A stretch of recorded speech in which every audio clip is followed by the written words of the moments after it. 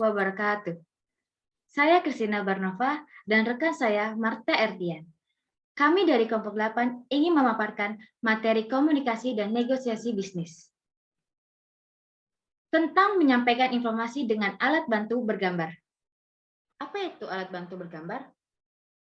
Alat bantu bergambar atau alat bantu visual adalah alat yang bisa memudahkan proses pembelajaran dan digunakan untuk menyampaikan gagasan penting, baik yang disampaikan secara lisan ataupun tertulis. Manfaat alat bantu bergambar. 1. Membantu menetapkan dengan tepat sesuatu yang disampaikan. Dengan bantuan gambar yang telah dipilih dan ditentukan akan membantu menetapkan dengan tepat sesuatu yang akan disampaikan dalam pelaporan atau presentasi. 2. Pembicara dapat mengembangkan alur laporan grafis yang digunakan. Memulai presentasi atau laporan dengan alat bantu bergambar, pembicara dapat mengembangkan alur laporan grafis yang dapat digunakan baik untuk laporan tertulis atau secara lisan. 3. Pembicara dapat menghemat waktu. Teks yang diterangkan pembicara dapat menghemat waktu karena memicu pada tabel, diagram, dan grafik. 4. Mengikat perhatian audiens. Alat bantu bergambar dapat membantu pembicara sebagai komunikator secara langsung mengikat perhatian audiens. Ini juga merupakan salah satu alasan pelaku bisnis tidak dapat lepas dari penggunaan alat bantu bergambar dalam menyampaikan laporan atau presentasi lisan. Dengan menggunakan alat bantu bergambar, laporan atau uraian presentasi menjadi lebih jelas dan menarik. Dalam lingkungan bisnis dewasa ini, laporan yang disertai dengan penyajian gambar merupakan cara yang efektif untuk berkomunikasi dengan beragam audiens. Proses penggambaran informasi. Menentukan pesan, mengidentifikasikan subjek yang memerlukan dukungan gambar, menjaga keseimbangan antara ilustrasi dan kata-kata. Memilih gambar yang sesuai dengan fungsi. Untuk mempresentasikan rincian nilai yang tepat, digunakan tabel. Untuk menggambarkan jangka waktu tren, digunakan grafik atau blok. Untuk menunjukkan frekuensi atau distribusi, digunakan grafik kuetar, grafik blok berdasarkan segmentasi, atau grafik blok berdasarkan wilayah. Untuk membandingkan satu objek dengan objek lain, digunakan grafik blok. Untuk membandingkan satu bagian dengan keseluruhan, digunakan grafik yang kuetar. Untuk menunjukkan kolerasi, digunakan grafik garis, grafik blok, atau grafik charter atau titik. Untuk menunjukkan hubungan geografis, digunakan peta. Untuk melukiskan prosedur atau proses, digunakan diagram. Tabel. Tabel merupakan suatu cara yang praktis untuk meringkaskan sejumlah data dan menunjukkan perbandingan serta suatu susunan data yang sistematis dalam kolom dan baris. Pedoman penggunaan tabel. 1. Tidak menyertakan banyak keterangan tertulis. 2. Mengurangi angka. 3. Tabel digunakan apabila jenis bagan lain kurang sesuai untuk menunjukkan data. 4. Gunakan tabel dengan spasi yang cukup lebar di sekitar angka. 5. Warnai bagian penting untuk menarik perhatian. Gabungkan kolom angka dengan titik desimal agar dapat dibandingkan dengan mudah. Ini adalah contoh tabel periklanan Jepang di berbagai media. Media yang diiklankan ada 4, surat kabar, majalah, radio, dan TV. Produk yang diiklankan adalah makanan dan minuman, bahan bangunan, mesin, dan peralatan transportasi. Makanan dan minuman ini pada surat kabar ada 13%, majalah 21%, radio 19%, dan TV 47%.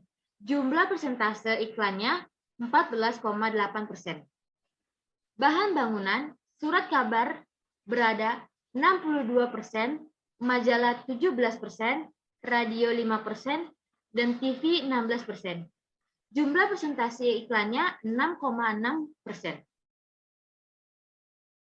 Pada produk mesin, surat kabar 25%, majalah 25%, radio 22%, dan TV 28%, jumlah persentase iklannya 9%. Produk pada peralatan transportasi, surat kabar 20%, majalah 19%, radio 50%, dan TV 11%. Jumlah persentase iklannya 5,4%. Ada jenis beberapa grafik yang akan dijelaskan oleh rekan saya, Marta Erdian. Baik, untuk contoh jenis alat bantu bergambar yang selanjutnya yaitu grafik balok. Grafik balok sesuai untuk menunjukkan perbandingan dan menggambarkan perubahan. Grafik ini bisa digambarkan secara horizontal maupun secara vertikal. Grafik balok lebih efektif apabila balok diberi warna dengan warna dasar yang kontras ataupun warna dasar sebagai latar belakangnya. Kita bisa lihat grafik balok di sini, contohnya yaitu grafik pemasaran produk.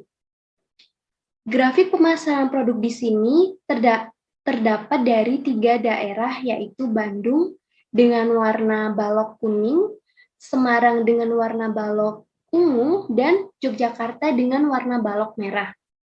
Kita bisa lihat jumlah produk yang dipasarkan setiap tahunnya dari masing-masing daerah dengan jumlah produk yang berbeda. Dari grafik balok ini pun kita juga bisa mengambil informasi yaitu daerah dengan jumlah produk pemasaran tertinggi dan juga terendah.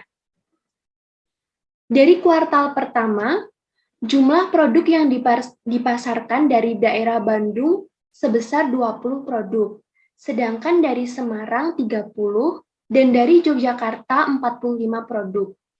Untuk kuartal kedua, dari Bandung sebanyak 25 produk dan dari Semarang 40, sedangkan dari Yogyakarta tetap yaitu 45 produk.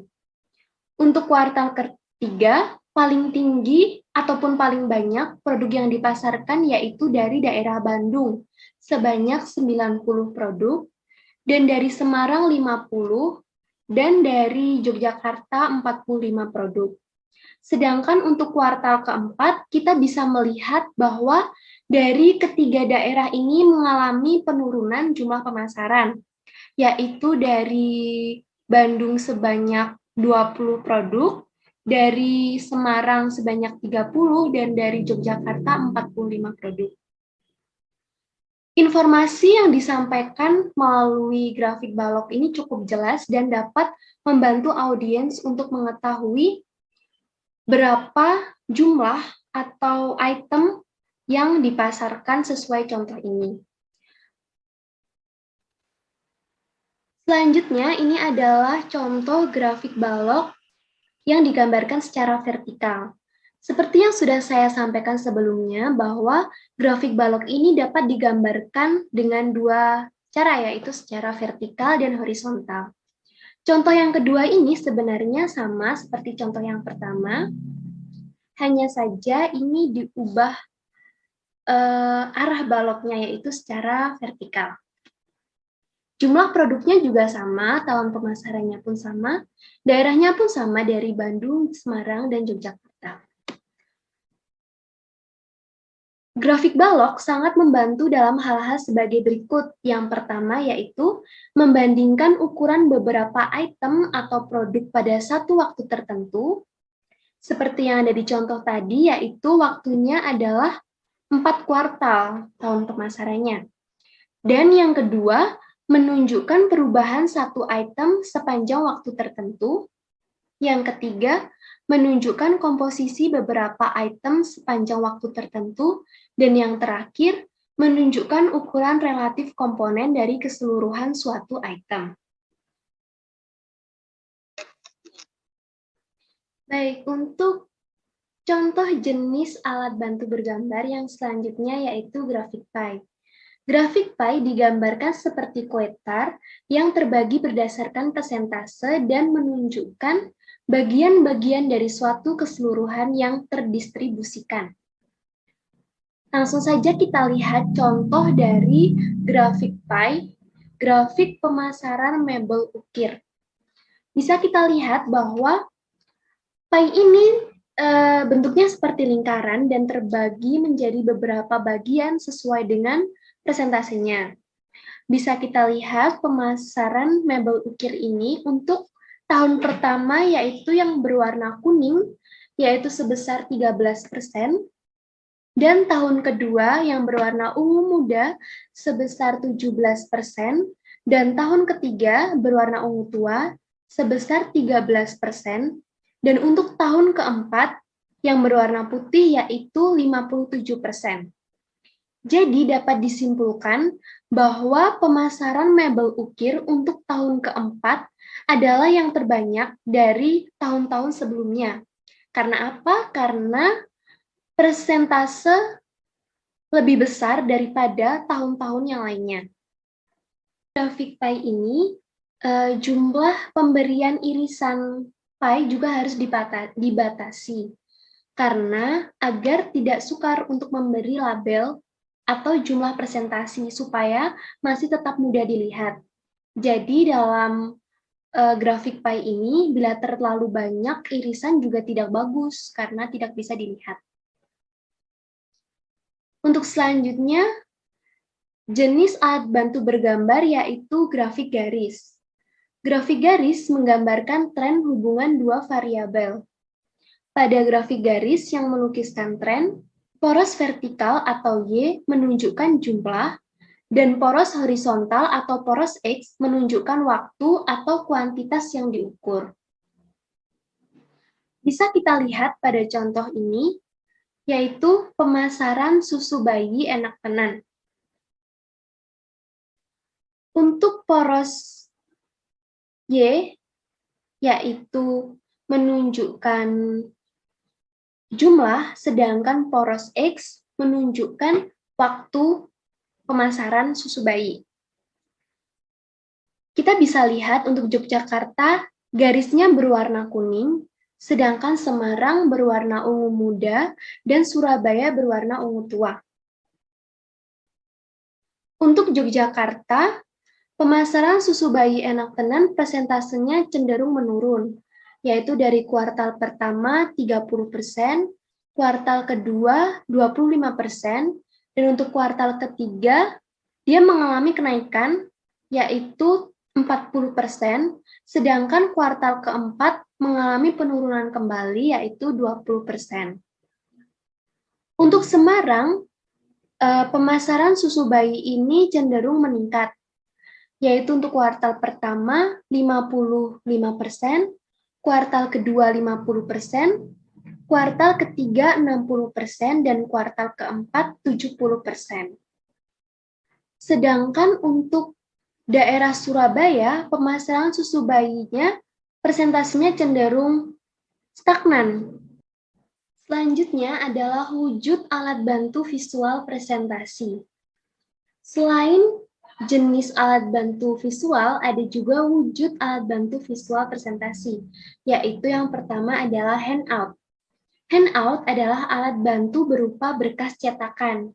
Biasanya berkas cetakan ini berisi tentang ikhtisar atau laporan tertulis dari presentasi yang disampaikan dan berisi tabel, bagan, ataupun grafik. Handout ini juga merupakan ringkasan-ringkasan dari materi presentasi yang disampaikan oleh pembicara kepada audiens dan biasanya diberikan setelah presentasi disampaikan. Yang kedua yaitu papan tulis. Papan tulis merupakan sarana untuk menggambarkan ide secara visual. Seperti yang telah kita ketahui dari bangku sekolah dulu, papan tulis ada yang papan tulis hitam dan papan tulis putih. Biasanya papan tulis hitam itu menggunakan kapur dan untuk papan tulis putih menggunakan spidol. Yang ketiga yaitu flip charts.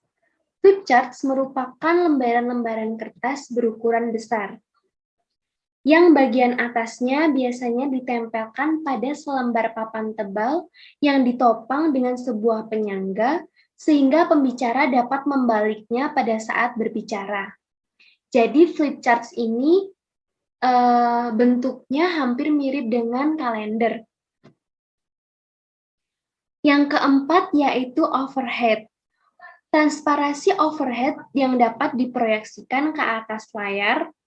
Jadi overhead ini adalah salah satu alat bantu visual dalam presentasi bisnis, ialah transparansi overhead yang dapat diproyeksikan ke atas layar pada siang hari. Yang kelima yaitu slide. Slide dapat berupa teks, grafik, atau foto. Yang terakhir yaitu presentasi elektronik. Presentasi elektronik contohnya seperti saat ini, kita menggunakan LCD. Selanjutnya yaitu faktor-faktor yang perlu diperhatikan dalam menyajikan alat bantu visual. Faktor yang pertama yaitu pastikan bahwa seluruh audiens dapat melihat alat bantu visual. Yang kedua, menyiapkan rencana untuk mengantisipasi apabila terjadi gangguan teknis. Jadi kita mempunyai plan B, plan C apabila terjadi gangguan teknis nantinya.